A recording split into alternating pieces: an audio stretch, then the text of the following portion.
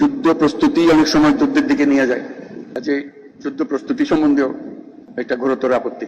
কিন্তু এমন বিশ্বে আমরা বাস করি, প্রতিনিয়ত যুদ্ধের হুমকি আমাদের ঘিরে থাকে।